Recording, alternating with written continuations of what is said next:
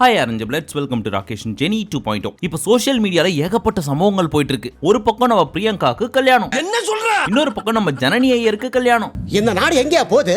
எல்லாம் அங்கதான் சார் போயிட்டு இருக்குது. இன்னொரு பக்கம் திரும்பி பார்த்தா இது உண்மையோ பொய்யோ தெரியல, டிராகன் படத்துல அனுப்பமான்னு ஒருத்தங்க நடிச்சாங்க தெரியுமா?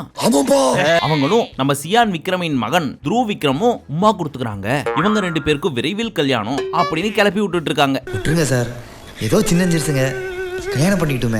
இதுக்கு முன்னாடி வந்த ரெண்டு இன்ஃபர்மேஷனும் ப்ரூஃபோட இருக்கு. ஆனா இது லைட்டா அந்த பயபுலியோட வாய் மட்டும் தான் தெரியுது. அதை வச்சே துருவ் விக்ரம் அப்படின்னு கன்ஃபார்மும் பண்ணி விரைவில் கல்யாணம்னு போஸ்டரும் அடிச்சு ஓட்டிட்டாங்க. ஏன் குரு நாளா கல்யாணம் பண்ணி கூடாதா? இதெல்லாம் தாண்டி நம்ம ஸ்ரீ மாநகரம் வழக்கு எண் 18/9 கடைசியா நடிச்ச இருக்கப்பட்டு அந்த மாதிரி ஏகப்பட்ட படம்லாம் பண்ணிருக்காரு. அவரோட ப்ரொஃபைல ரீசெண்டா ஒரு வீடியோவை அப்லோட் பண்ணிருக்காரு. அந்த வீடியோவை பார்த்து நம்ம ஸ்ரீக்கு என்ன ஆச்சு, எப்படி இருந்த மனுஷன் இப்படி ஆயிட்டாரே அப்படின்னு ஒரு பக்கம் புலம்பிட்டு இருக்காங்க நெட்டிசன்கள். கொஞ்ச நாள் முன்னாடி டிவி பெட்டியில பார்த்தனே, நல்லா தானே இருந்தாரு. அதான் டாக்டர் எங்களுக்கும் புரியல. இன்னொரு பக்கம் நம்ம குடிமகன்களின் குலதெய்வம் நம்ம ராஜா சார் இருக்கார்ல, அவர் குட் பேட் அக்லி டீம் கிட்ட 5 ரூபா கேட்டு பெரிய பிரச்சனை பண்ணிட்டு இருக்காரு. காசு வாங்காம இந்த இடத்த விட்டு போக மாட்டேன். இப்ப வாங்கிட்டு தான்டா போறீங்க நீங்க. எது 5 ரூபாயா? அவ்வளவு கஷ்டத்திலே இருக்காரு நம்ம ராஜா சார். அப்படி எல்லாம் கேட்க கூடாது. 5 ரூபானா 5 கோடி. ஏங்க நீங்க 5 கோடி சொன்னது இவருக்கு எப்படிங்க தெரியும்? எல்லாம் சொல்லி அனுப்புறதாடா. அப்புறம் இன்னொன்னு சொன்னீங்க, குடிமகன்களின் குலதெய்வமா, அது ஏன் அப்படின்னு கேக்குறீங்களா? ஆமா, இன்னைக்கு இருக்க காலகட்டத்துல எந்த ஒயின் ஷாப்லயோ எந்த பார்லயோ போய் பாத்தீங்கன்னு வச்சுங்க, இவரோட சாங் அப்படியே மைல்டா பேக்ரவுண்ட்ல ஓடிட்டு இருக்கும். அப்படியும் இல்லையா, நம்ம குடிமகன்கள்லாம் வீட்டுக்குள்ளேயே உட்காந்துக்கிட்டு இவரோட சாங்க கேட்டு தான் சரக்கு அடிச்சிட்டு இருப்பாங்க. இது அனுபவிச்சவங்களுக்கு மட்டும் தான் தெரியும். ஃப்ரெண்டு கல்யாணம் நீ எப்பயோ ஒரு நாள் குடிக்கிறவன் தான் எனக்கு தெரியும். இப்போ சொல்லுங்க, அவர் குடிமகன்களுக்கு குலதெய்வமா இல்லையா? அது மட்டும் இல்லாம அதே படத்துல தொட்டு தொட்டு பேசும் சுல்தானான்னு ஒரு பாட்டு இருக்குல்ல, அந்த பாட்டை வேற மாதிரி ட்ரெண்ட் பண்ணி விட்டுட்டு இருக்காங்க.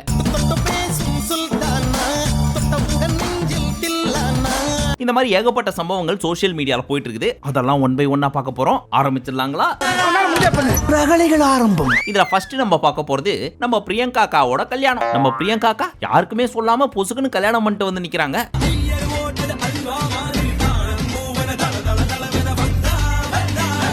எப்ப லவ் ஆச்சுன்னு தெரியல, எப்ப நிச்சயதார்த்தம் ஆச்சுன்னு தெரியல, பொசுக்குன்னு கல்யாணம் முடிச்சுட்டு வந்து நின்னா நாங்கெல்லாம் ஷாக் ஆவோமா இல்லையா? அந்த ஃபர்ஸ்ட் மேரேஜ்க்கே நான் தானடா சொன்ன மாப்ள, இந்த செகண்ட் மேரேஜ் விட்டுவேனா? செகண்ட் மேரேஜா? ஏன்பா, அந்த பொண்ணுக்கு ஏதோ ஒரு பையனை பிடிச்சிருக்குது, லவ் பண்ணி கல்யாணம் பண்ணிக்கிச்சே, அதெல்லாம் உன்ட்ட சொல்லிட்டு தான் கல்யாணம் பண்ணுமா? இது என்ன கதையா இருக்குதே அப்படின்னு நீங்க கேட்கலாம். ஆனா மீடியா அதெல்லாம் பார்த்துட்டு சும்மா இருக்காதுல்ல. இப்ப மீடியால என்ன சொல்லிட்டு இருக்காங்கன்னா, யார் இந்த திடீர் காதலன், இவருக்கும் பிரியங்காக்கும் என்ன சம்பந்தம், இந்த வெள்ள முடி வைத்தவரின் பின்னணி என்ன தெரியுமா, அப்படி இப்படின்னு சோஷியல் மீடியாவோட ட்ரெண்டிங்க இதுதான் போயிட்டு இருக்குது. இப்போ இன்னைக்கு இந்தியா ட்ரெண்டிங் நம்ம தான் ராஜா. இல்ல தெரியாம கேக்குறேன், அவர் யாரா வேணா இருந்துட்டு போட்டோம், அவங்க ரெண்டு பேருக்கும் பிடிச்சிருக்குதா, கல்யாணம் பண்ணிட்டு ஜாலியா இருந்துட்டு போட்டோம், இல்ல ஏதாவது பண்ணிட்டு போட்டோம், அதெல்லாம் நமக்கு எதுக்கு? அடுத்தவே குடும்பத்தை பத்தி பேசுறதுல அவனுக்கு எவ்வளவு ஆனந்தம். இது மட்டும் இல்லாம இன்னொரு சண்டை என்ன தெரியுமா போயிட்டு இருக்குது, மீடியால இவங்களுக்கு 2வது திருமணம் அப்படின்னு போட்டாங்களாம். ஏன் இருந்தா என்ன? அதுக்கு நம்ம கமெண்ட் செக்ஷன்ல மக்கள் எப்படி தெரியுமா அடிச்சுக்கிறாங்க, தப்பு, எல்லாமே தப்பு, இது 2வது கல்யாணம்லாம் கிடையாது, 3வது கல்யாணம், இது கூட தெரியலையா மீடியா உனக்கு அப்படின்னு வீடியோ போட்டவங்களை போட்டு வறுத்து எடுத்துட்டு இருக்காங்க. 2 பேரா மாமி? இவ்வளவு நாளா இது தெரியாம போச்சு. ஆனா ஒரு முக்கியமான விஷயம் நான் உங்களுக்கு சொல்லட்டுமா? இந்த மேட்டர்லாம் ஏற்கனவே எனக்கு தெரியும். இதெல்லாம் பழைய நியூஸ். எத்தனையோ தடவை இவங்க 2 பேரையும் நான் ஏர்போர்ட்ல பாத்திருக்கேன். அவ்வளவு ஏன், என்னோட அபார்ட்மெண்ட் பக்கத்திலே பாத்துருக்கேன். அப்புறம் ஏன்டா பேச வருதா? வேலை செய்யும் போது பேசக்கூடாதுன்னு பாஸ் சொல்லியிருக்காரு. நான் எங்கேயாவது சொன்னா அந்த மாதிரி கண்டு காணாம 2 போக வேண்டியது தானே.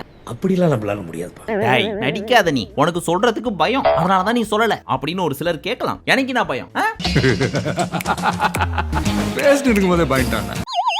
இப்ப நம்ம பாக்குற விஷயத்தை அப்படியே இங்க வந்து சொல்றோம்னு வச்சுக்கங்க, நாளைக்கு அவங்களுக்குள்ள என்ன வேணா ஆகலாம். சேரலாம், பிரியலாம், இல்ல சேர்ந்து அப்புறம் பிரியலாம், இல்ல பிரிந்து அப்புறம் சேரலாம், இல்ல கடைசி வரைக்கும் சேர்ந்தே வாழலாம், என்ன வேணா நடக்கலாம். இட்ஸ் ஆல் ஃபேக்ட், நம்ம கையில எதுவும் இல்ல. சோ எதுவும் கன்ஃபார்ம் ஆகாம சொல்லி நாளைக்கு எசக்க பசக்க ஏதாவது ஆயிடுச்சுன்னு வச்சுங்க, நீங்க வந்து நாக்க புடுங்குற மாதிரி எனக்கு கேள்வி கேட்க மாட்டீங்க, என்னடா குஷ்டு வளர்றியா அப்படின்னு. அதனாலதான் சீக்கிரட்டா வச்சிருந்தேன். இப்ப அவங்களே அவங்களோட இன்ஸ்டாகிராம்ல போட்டாங்க, நாங்க 2 பேரும் கல்யாணம் கட்டிக்கிட்டோம், இவர் தான் என் கணவர் அப்படின்னு. கழுத்துல மஞ்ச கயிறு வேற தொங்குது, இதுக்கப்புறம் சொல்றதுக்கு என்ன? அதனாலதான் கொஞ்சம் லேட்டா சொன்னேன்.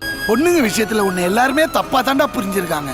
ஆனா ஒரு நல்ல மனசு யாருக்குமே தெரியலடா. அவங்க பின்னணி என்ன முன்னணி என்னன்றதெல்லாம் நமக்கு தெரியாது. பட் எங்கிருந்தாலும் வாழ்கன்னு ஒரு வாழ்த்துக்களை மட்டும் சொல்லிப்போம். ஆனா இந்த காலகட்டத்துல எங்கிருந்தாலும் வாழ்கன்னு சொன்னா மட்டும் பத்தாது, எங்கிருந்தாலும் கடைசி காலம் வரைக்கும் ஒன்னா வாழ்க அப்படின்னு தான் சொல்லணும். ஏன்னா பிரம்மாண்டமா கல்யாணம் பண்ற ஏகப்பட்ட பீஸுங்க கல்யாணத்தை விட டிவோர்ஸை தான் போஸ்ட் அடிச்சு ஒட்டிட்டு இருக்குதுங்க. அதனாலதான் கொஞ்சம் அழுத்தி சொன்னேன். லவ்னாலே பெத்தவங்க பயப்படுறாங்களே, இப்படி பாதியிலே அத்துட்டு வந்து நிப்பீங்கன்றனாலதான்.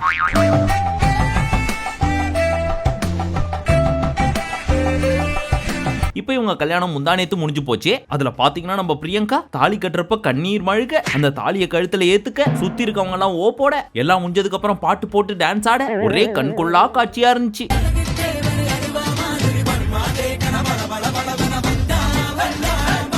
டேய் அந்த பாட்டை ஆஃப் பண்ணுங்கடா. வியாபாரமே ஆவாத ஓட்ட தக்காளி எல்லாம் வியாபாரம் பண்ற. என்ன இவங்க 2 பேர் கண்டென்ட்டை வச்சு ஓட்டிடலான்னு பாக்குறியா? பிச்சு போடுவோம் பிச்சு, அடுத்ததுக்கு போ அப்படின்ற உங்களோட மைண்ட் வாய்ஸ் எனக்கு கேக்குது. அடுத்ததுக்கு போயிருவோமா? தயவு செய்து போயிடலாம். பட் அதுக்கு முன்னாடி இந்த கியூட்டான கப்பல் பத்தி நம்ம மக்கள் என்ன நினைக்கிறாங்க, என்ன கமெண்ட்லாம் போட்டு வச்சிருக்காங்கன்னு பாத்துருவோமா?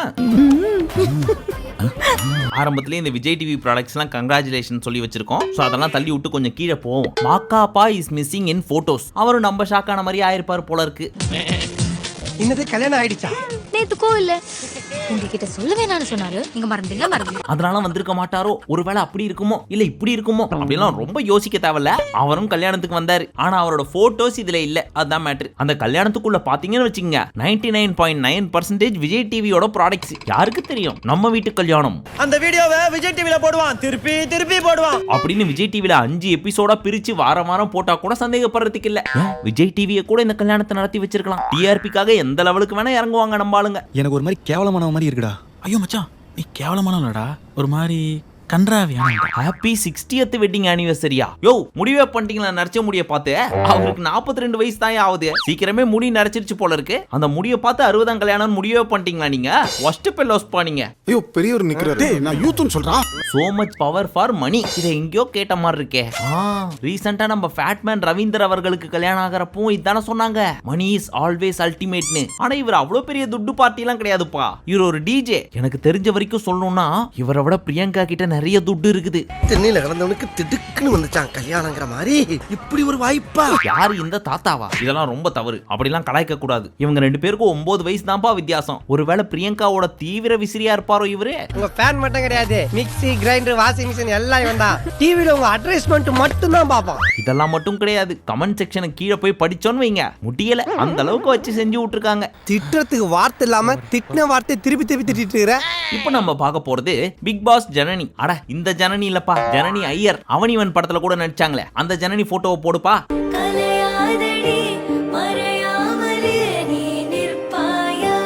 அந்த கொடையை நம்ம மடக்காம விட்டோமே. இந்த அம்மா தான். இவங்களுக்கு ரீசெண்டா என்கேஜ்மெண்ட்டோ கல்யாணமோ ஆயிடுச்சு போல இருக்கு. இல்ல கல்யாணம் எல்லாம் முடியல, நிச்சயதார்த்தம் மட்டும் தான் முடிஞ்சிருக்குது. அவங்களோட வருங்கால கணவர் யார் தெரியுமா? Aeroplane ஓட்டுறவர். No, he's not a driver. He's called a pilot. இவரோட Dress ஐடி கார்டுலாம் வச்சு பாக்குறப்போ லைட்டா பைலட் மாதிரி தான் இருக்காரு. இவரோட பேரு சாய் ரோஷன் ஷாம் அப்படின்னு போட்டிருக்காரு. இவங்க எத்தனை வருஷமா லவ் பண்ணாங்கன்னு தெரியல. இப்பதான் என்கேஜ்மெண்ட்டே ஆயிருக்கு. ஆனா என்னாலதான் முழுசா சந்தோஷப்பட முடியல.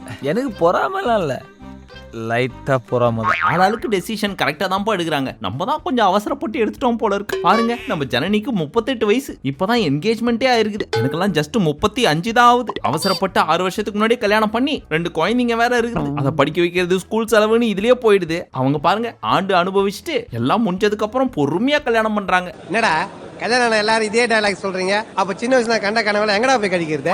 தயவு செய்து இனி வரும் சந்ததிகள்லாம் எங்களை மாதிரி அவசரப்பட்டு கல்யாணம் பண்ணி குழந்தை குட்டி எல்லாம் பெத்துக்காம இவங்கள மாதிரி பொறுமையா எல்லாம் முடிச்சதுக்கு அப்புறம் லாஸ்டா கல்யாணம் பண்ணி பொறுமையா குழந்தைய பெத்துக்குங்க. லைஃப் ரொம்ப நல்லா இருக்கும். அனுபவப்பட்டவன் சொல்றேன், பார்த்து பொழைச்சுக்குங்க. என்னடா கல்யாணம் புது பீஸா தான் சொல்லுது, பழைய பீஸா தான் சொல்லுது. I can't take this. சரி அடுத்த கப்பல பாத்துருவோமா? பிரேமம்ல ஆரம்பிச்சு டார்லிங் வரைக்கும் ஓட்டிட்டு இருக்கிற நம்ம அனுபமா பரமேஸ்வரன். அந்த பக்கம் கிஸ் குடுக்கிறவரோட வாய் மட்டும் தான் தெரியுது. வாய் கூட இல்ல, அவரோட தாவாங்கோட்டை மட்டும் தான் தெரியுது. அதை வச்சு ஒரு மீடியா பைப்லிங்க முடிவே பண்ணிடுச்சு இவங்க 2 பேரும் அடுத்து கல்யாணம் பண்ணிக்க போறாங்க அப்படின்னு. வாயை வச்சே கல்யாணம் பண்ணிக்க போறாங்கன்னு முடிவு பண்ணா சரி விடுங்க, தயவு பண்ணி சொல்லுங்க, இல்லைன்னா தலை வெடிச்சிருப்பேன். என்ன ஒரு விஷயம், இது த்ருவ் விக்ரமுக்கு தெரியுமான்றது தான் தெரியல. அவனுக்கே தெரியாது. அது எப்படி அவருக்கு தெரியாம? அப்புறம் நம்ம சத்யராஜ் இருக்கார்ல, அவரோட டாக்டரான திவ்யா அவர்கள் இன்ஸ்டாகிராம்ல ஒரு போஸ்ட் போட்டு வச்சிருக்காங்க. அது என்ன தெரியுமா? விக்கிபீடியா என்னோட ப்ரொஃபைல்ல என்னோட டேட் ஆஃப் பர்த் நீங்க உங்க விக்கிபீடியால தப்பா போட்டு வச்சிருக்கீங்க. 1985 உங்க இமெயில் ஐடி இருந்தா கொடுங்க, நான் என்னோட டேட் ஆஃப் பர்த்தோட ப்ரூஃப் அனுப்பிச்சு விடுறேன். சோ தயவு செஞ்சு கொஞ்சம் மாத்தி விடுறீங்களா ப்ளீஸ் பா அப்படின்னு அனுப்பிச்சு விட்டுருக்காங்க. என்னடா சிரிப்பு? என்ன சாரிங்க தெரியாம சிரிச்சிட்டேன். ஏன்னா அந்த மேட்டர் நீங்களே போய் எடிட் பண்ணலாம். விக்கிபீடியா அப்படின்றது என்ன? மக்கள் யார் வேணா எடிட் பண்ணக்கூடிய ஒரு பிளாட்ஃபார்ம். அப்படி இருக்கிறப்ப அது நீங்களே பண்ணிருக்கலாமே. இதுக்காக ஒரு போஸ்ட் எல்லாம் போட்டீங்கன்னு நினைக்கிறப்போ கொஞ்சம் வருத்தமா தான் இருக்குது. எவ்வளவு வாட்டி சொன்னேன், அழகா இருந்தா அறிவு சுத்தமா இருக்காதுன்னு. பாத்தியா? சரி, நம்ம கல்யாண மேட்டருக்கு வருவோம். அடுத்தபடியா யாருக்கு தெரியுமா கல்யாணம் ஆயிருக்கு? நாடோடிகள் படத்துல சசிகுமாருக்கு தங்கச்சியா வருவாங்க தெரியுமா, அபிநயா, அவங்களுக்கு தான்.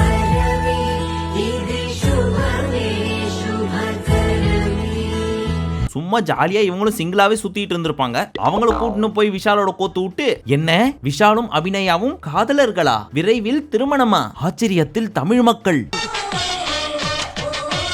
அப்படின்னு போட்டு விட்டீங்க. இத பார்த்து அந்த பொண்ணு லவ் பண்ண பையனுக்கு காண்டாவுமா ஆவாதா? இல்லம்மா இதுக்கு மேல வேலைக்கு ஆகாது, வா கல்யாணம் பண்ணிப்போம் அப்படின்னு பொசுக்கு நிச்சயதார்த்தம் பண்ணி பொசுக்குன்னு கல்யாணமும் பண்ணிட்டாங்க. எல்லாத்துக்கும் காரணம் இந்த மீடியா தான். இப்போ ஒரு சந்தோஷம் தானே? ஒற்றுமையா இருக்கிற குடும்பத்துக்குள்ள போக வேண்டியது, எதையாவது சொல்லி அவங்கள பிரிச்சு விட்டுற வேண்டியது, நீ சந்தோஷப்பட வேண்டியது அதானே? நீங்களே எங்க இருந்தாலும் வாழ்க. அண்ட் உண்மையாவே நீங்க ரெண்டு பேரும் மேட் ஃபார் ஈச் அதர். இது வரைக்கும் வந்ததுலயே ரொம்ப அழகான கப்பல் நீங்க தான். வாழ்க வளமுடன். God bless you with health, wealth, prosperity, security and longevity. அடுத்தபடியா மாநகரம், வழக்கு எண் 18 கீழ் 9, ஓனாயும் மாட்டுக்குட்டியும், வில்லம்பு, கடைசியே இருகப்பற்று, இந்த மாதிரி அற்புதமான படத்துல எல்லாம் நடிச்ச ஸ்ரீ. இன்னமா பண்ணலாம், டிஸ்கோவுக்கு போகலாம். அவர் ஏன் இப்படி ஆயிட்டாரு? அதான் எங்களுக்கும் புரியல. அவருக்கு திடீர்னு என்ன ஆச்சு, ஏன் இப்படி ஆயிட்டாரு அப்படின்ற கேள்விதான் இப்போ சோசியல் மீடியால பயங்கர ட்ரெண்டிங்கா போயிட்டு இருக்குது. அப்படியே ஒரு 7-8 வருஷத்துக்கு முன்னாடி போனோம்னு வச்சுங்களேன். இவர் பிக் பாஸ் வீட்டுக்குள்ள வந்த உடனே ஜஸ்ட் 1 or 2 வீக்ஸ்லயே நான் வீட்டுக்கு போகணும், எனக்கு ஒரு மாதிரி இருக்கு, ஏதோ பண்ணுது அப்படின்லாம் சொல்றதை கேட்டு பிக் பாஸ் டீமே வீட்டுக்கு அனுப்பிச்சு விட்டாங்க. அந்த 1 வீக்குமே எப்படி தெரியுமா இருந்தாரு? யார் கூடயும் பேசாம, எந்த டாஸ்க்கும் பர்ஃபார்ம் பண்ணாம தனியாவே இருப்பாரு. இப்ப திடீர்னு இந்த மாதிரி ஒரு போஸ்ட் வருது, அதுல பயங்கரமா பாட்டு பாடுறாரு, கொஞ்சம் அப்நார்மலா நடந்துக்கிறாரு. இதெல்லாம் வச்சு பாக்குறப்போ அவருக்கு ஏதாவது பிரச்சனை இருக்கோ அப்படின்ற கேள்வி எல்லாருக்குமே இருக்கு. எவ்வளவு நாளா தெரியல மச்சான், கொஞ்ச நாளாவே நீ திடீர்னு. ஆனா இவரோட போஸ்ட் அப்படியே சர்றன்னு கீழே தள்ளி பார்த்தா நிறைய பேர் இவரை ஏமாத்திருக்காங்க அப்படின்னு சொல்றாரு. அதாவது பண பாக்கி கொடுக்கல அப்படின்னு சொல்லி. பட் அதுல எது உண்மை பொய் அப்படின்றதெல்லாம் தெரியல. பட் நல்லா இருந்த ஒரு மனுஷன் இப்படி இருக்கிறத பாக்குறப்ப எல்லாருக்குமே ஒரு வருத்தம் இருக்கும் இல்லையா? அந்த வருத்தம் பெரும்பாலான மக்களுக்குள்ள இருக்கு. அது மட்டும் இல்லாம ஒரு வீடியோ ஷர்ட் இல்லாம போட்டிருப்பாரு. அதுல பார்த்தா பயங்கரமா மெலிஞ்சு போய் பரிதாபப்படுற அளவுக்கு இருக்காரு. இத பார்த்து மக்கள் ரொம்ப வருத்தப்பட்டு இருக்காங்க. நீ என்னடா சொக்கா கூட இல்லாம முண்டமா நிக்கிற? தலைவா, ஒரு 2 நாளா சோசியல் மீடியால நீதான் தலைவா இப்படி பரவிட்டு இருக்க. ஏன் தலைவா இப்படி 18+ மாதிரி வீடியோ போட்டு இருக்கிற?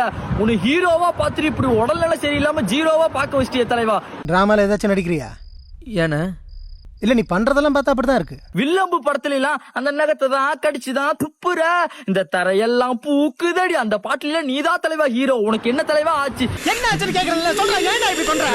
ஏன் தலைவா இப்படி வீடியோ போடுற? பிக் பாஸ்ல விட நீ வில்லம்பு படத்துல, அதுவும் நம்ம கோயம்புத்தூர்ல எடுத்து நீதான் தலைவா வேற லெவலு. ஹீரோவா பார்த்துட்டு உனக்கு ஜீரோவா என்னால பார்க்க முடியல தலைவா. உனக்கு என்னதான் தலைவா ஆச்சு? அத நான் பாத்துக்கிறேன், நீ என்ன பண்ற?